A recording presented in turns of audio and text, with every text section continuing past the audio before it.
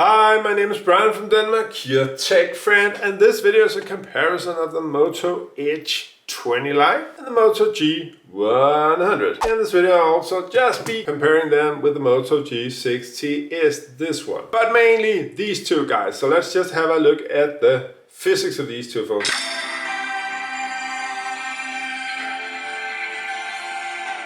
Actually, I really like this. This is kind of an army feel to it, you know, like a subdued, but and you know, like stealthy. It's the feel of metal on the back side, of course. It is just plastic.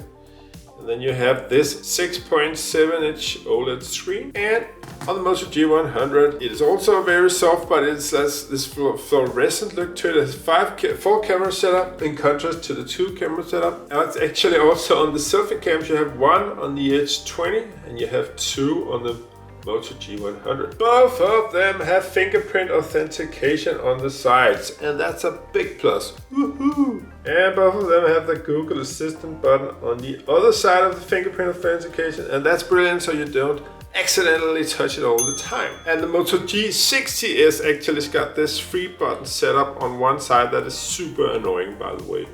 Because you always accidentally press the Google Assistant instead of the power on off button. On the button you have exactly the same setup with a 3.5mm jack, USB-C and 1 speaker. Both of the phones have actually only got mono speakers. And it's almost the same on the Moto G60 apart from the 3.5mm jack being at the top. And just one final thing about the form factor, the Moto G100 is actually a more narrow phone than the Moto Edge 20 Lite, as you can possibly tell here. You can perhaps see it here. You can see the Moto G100 is a bit more narrow and it's a bit taller. And actually, in my personal opinion, I prefer the Moto G100 in my hand because this is just more wide and you don't get like anything out of that being more wide. Oh, and I forgot to tell that the Moto G60 comes with a 50-watt charger in the box that actually goes to completely charge within 1 hour on this 50-watt charger. Then the Moto Edge 20 Lite comes with a 30-watt charger, and this is for the Moto G100. Comes with a 20-watt charger, which of course charges a bit slower. Yeah,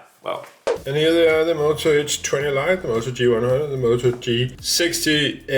Okay, and I forgot to tell you one thing about the Moto G60 is that it actually got this super grippy backside and the fingerprint authentication on the backside. And what I really want to talk about on these phones are their strengths and weaknesses opposed to each other. And first up, let's just talk about the screen. This is Super AMOLED on the Moto Edge 20 Lite, and it knocks both of the others two out of the ballpark in just terms of how cool and brilliant it looks in real life. The Moto G60 is actually, it's so poor in this viewing angles that this phone is not a phone you should even consider. And it's a very sad because it's actually a very good phone. It charges in just 1 hour. It's got an okay camera. It plays PUBG in HDR Ultra, but everything has to be set on the max brightness. That's what I've been writing of notes on this phone.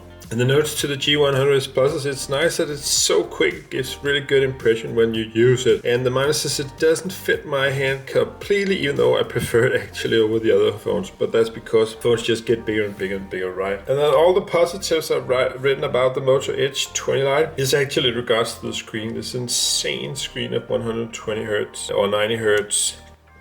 But the OLED, it just comes across. You can even see it here in my little studio setup. Okay, the minuses I've written about the Moto Edge 20 Lite are the selfie video at night is so poor that it's actually close to being a deal breaker. So with the camera of 108 megapixel, it's just unbelievable that it can actually be that poor. The camera is one big disappointment. But there you have them in this studio setup, aligned alongside each other.